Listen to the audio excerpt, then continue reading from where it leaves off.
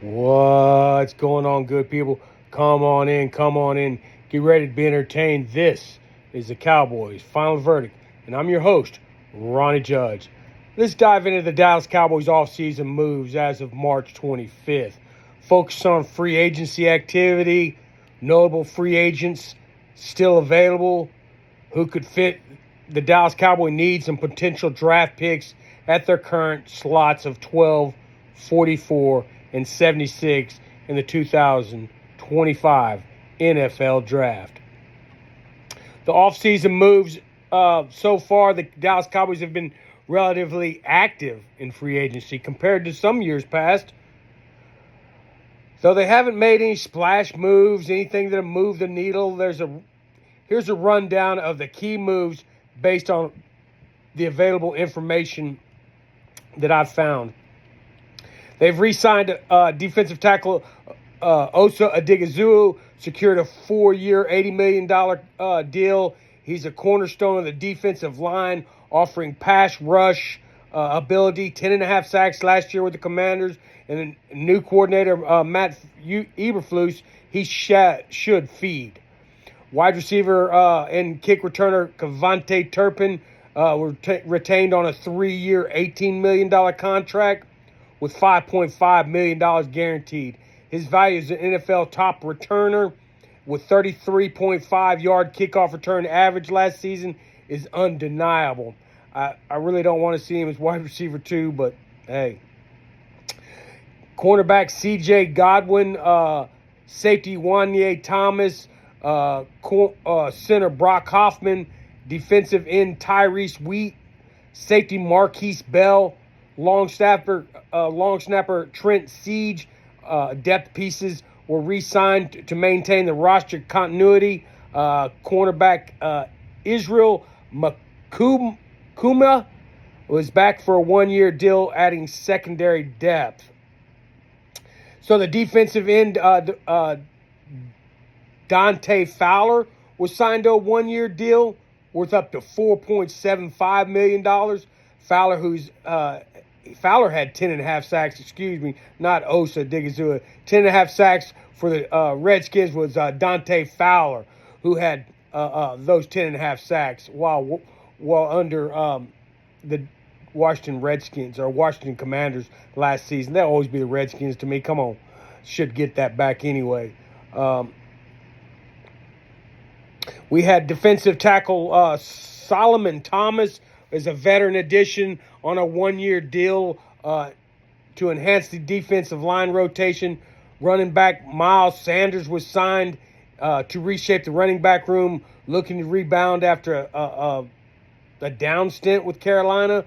You know, Miles Sanders didn't do well in Carolina, and neither did Jonathan Mingo. So let's hope that we get some turnaround and a good return on our investment with them. Wide receiver Paris Campbell is a 1-year deal with a former Eagle who's adding receiver depth. He was at the bottom of their depth chart like Mingo was the bottom of the Carolina Panthers, but the Eagles went to the Super Bowl, so he had some studs in front of him. Linebacker Jack Sanborn signed to fit Eberflus scheme, provided linebacker support. He worked with the Chicago Bears, I believe. We traded for cornerback Kaiir Elam, acquired from Buffalo for a 2025 5th-round pick and a 2026 7th-round pick. We received Elam and a 2025 6th-round pick. A former first-rounder, he addressed the cornerback depth that was much needed with the absence of Jay Lou. We signed linebacker Kenneth Murray, traded from Tennessee for a 2025 6th-round pick, adding a tackling presence. He had a career high of 8 tackles for loss in 2024, despite coverage weaknesses. He don't do well backing up, but he's one heck of a tackling machine. We had the losses listed will be cornerback Jordan Lewis. He signed with Jacksonville. Running back Rico Dowdle departed to Carolina on a 1-year deal. It's $6.25 million. Defensive end Chauncey Golston left for the Giants for a 3-year deal of $19 million, $19.5 million. Wide receiver Brandon Cooks expected to join the New Orleans Saints. Defensive end DeMarcus Lawrence signed with Seattle. A significant loss in the pass rush. But, hey, my hats are off to you, Lawrence. You weren't going to get your bag here. Injury riddled, last year. But, hey, may you do well. Don't like what you said about the Cowboys in your absence. It wasn't necessary, but, hey, good luck. Quarterback Cooper Rush is headed to Baltimore.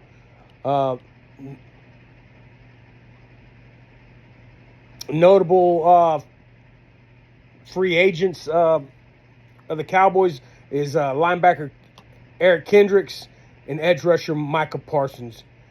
Playing the 2025 under a 5th-year option, but an extension is looming, right? Like we believe that he's going to get signed. I don't know. Tell the ink hits the paper. I don't believe it, right? Like, I'm not going to believe any hype. There's many things been put out there. Oh, it's imminent. Oh, Terrence Parsons' brother said it's coming. Well, I hope it's coming, but until it's done, it's not done. I want him to stay here. I think he should be a Cowboy for life. He's a cornerstone of our defense, and I want him to be a Cowboy for life.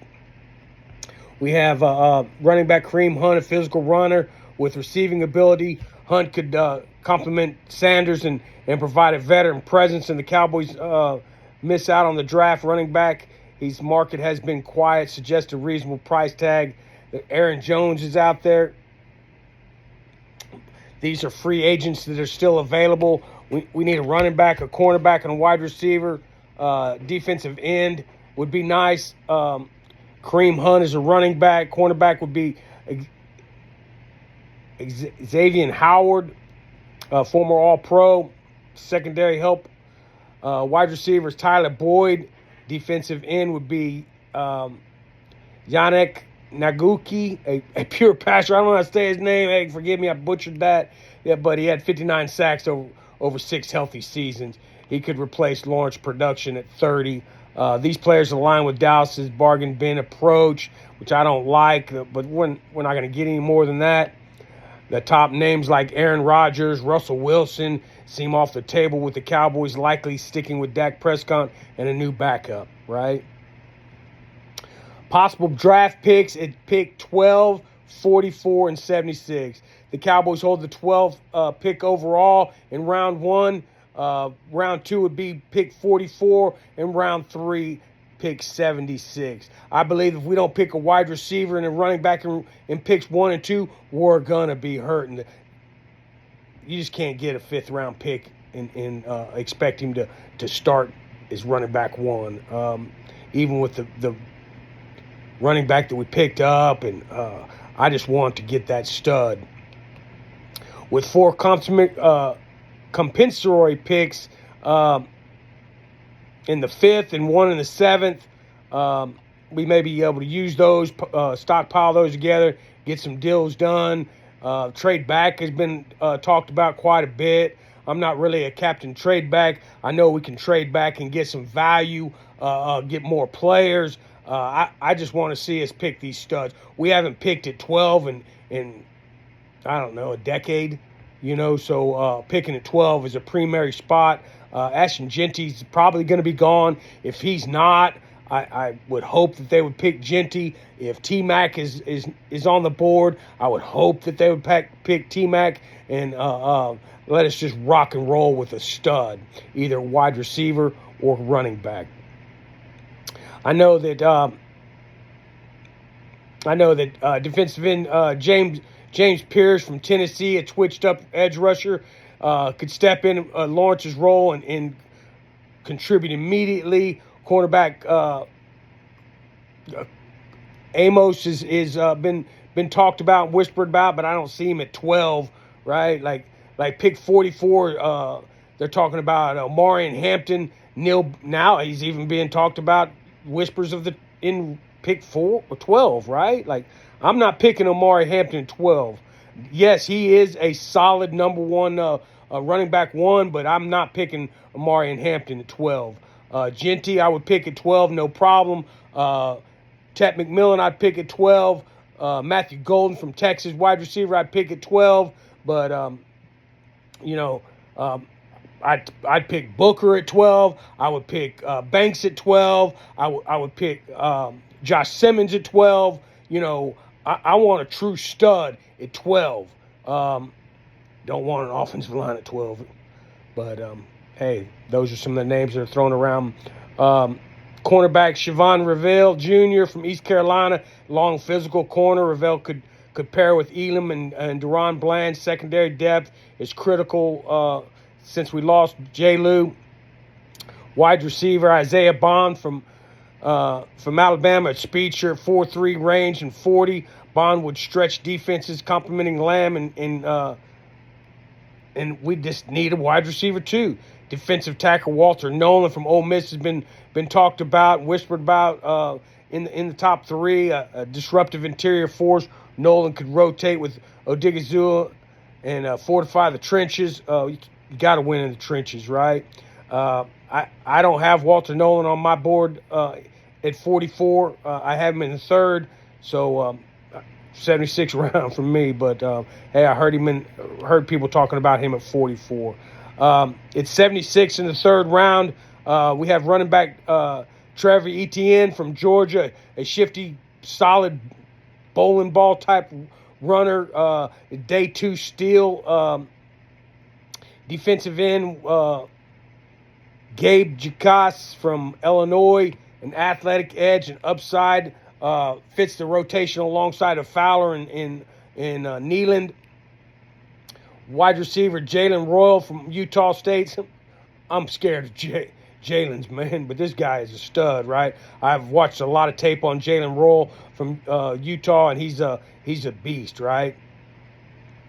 So I understand he could definitely be a wide receiver 2, possibly a wide receiver 3. Linebacker Barrett Carter from Clemson's a rangy linebacker. He's got a lot of speed. He's coverage ability. He does well in coverage.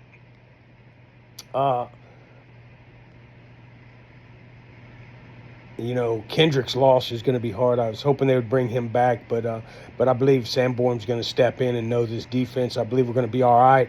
I would like to see him address linebacker again. Danny Stutzman from Oklahoma is a stud, man. He's a tackling machine. Hopefully we can get Demo back and Agent Zero. I don't know why they don't let him wear the number 0. I heard from Jesse No-Eye that there was other reasons why he wasn't wearing 0. I want to know the truth, man. Is it a rowdy thing or not? Is it a Jerry Jones thing or not? But Demo deserved to wear the number 0 if he chooses to. If he doesn't want to, then don't wear it. But man, it was a lot of fun rooting for him at Texas, man. Agent Zero rocked, man, and we picked him, and I was excited about having him. And you know, and he's had 2 season-ending injuries, man. And I wish him well, and I hope he has a speedy return because, man, when he was on the football field, it was dynamite. I love watching him play, man.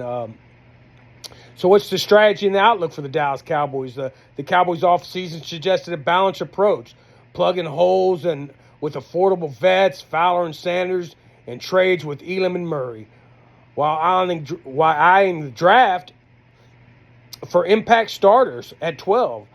They're likely to target a premium position in running back, wide receiver, defensive end, or cornerback, right? These are premium positions. Usually take premium picks with Genty or McMillan feeling most profitable and based on what the needs are, the team are, the buzz around them two is the most. And I'd love to see either one of them on our team at 12. At 44 and 76, they can mix the best player available with the depth needs, potentially doubling down on running back or bolstering the secondary and the front 7. They could do any of those things at 76. I really want to see them pick a weapon at pick 12 and a weapon at pick 44. I don't care if you go wide receiver, running back, or running back, wide receiver, but get you some studs. Let's get these offense churning. Let's get this offense putting up those 30 points a game like we were in making this fun and exciting and on the way to that Super Bowl win, because this is our year. Every year that the Cowboys put a team on the field, I'm that type of fan. I believe it's our year, and I'm not backing down for them. I'm a diehard Dallas Cowboy fan. If you're a diehard Dallas Cowboy fan, you found the right channel. Cowboys Final Verdict. They still have $37.6 million of cap space. They can still land a veteran. They can still spend. They signed Michael Parsons. That could push that upwards to $48, $50 million with his extension looming. Feels like a build smart. So they're building smart. They're doing what's necessary. They're doing what needs to be done. They're finally doing things that I've wished they would do all along. Just let me know what you think. What do you think about this offseason? What do you think about the moves they've done so far? What do you think that they should do? Let me know in the comments. If you found this video, you found a passionate Dallas Cowboy fan who loves talking about the Dallas Cowboys and passionate about the Dallas Cowboys. And I've been doing this for a long time. I'm a loyal Dallas Cowboy fan, and I want to see them win. I'm tired of the mediocrity. I'm tired of the Dollar General players. No offense to any player that they've signed or that are out there still or on our team. You've got my vote. I got your back. If you're wearing a star, then I'm your fan. Not necessarily a fan of the Jerry Joneses, right? Like, just because I'm a Dallas Cowboy fan does not mean I'm a fan of the Jerry Jones, right? And I did a video about that. I did a video about the legacy of the Cowboys. Like, I've been a fan since 1969. I've watched all 5 Super Bowls. I want us to win. I want us to have a dynasty again. There's generations don't know nothing about the Dallas Cowboys dynasty. They're like, oh, no, they ain't win nothing. All they do is choke. Jerry Jones, clown of the NFL. Well, I tell you what, when my daughter-in-law put a bag over her head as a Dallas Cowboy fan last year, man, that rang true because I felt the same way. I want them to build smart, not have a loud off-season. I don't care if you have this a big splash. Myles Garrett's gone. So that was your splash opportunity. Cooper Kupp, gone. That was your splash opportunity. You want to get some players in here? Bring in Amari Cooper. Let's be professional.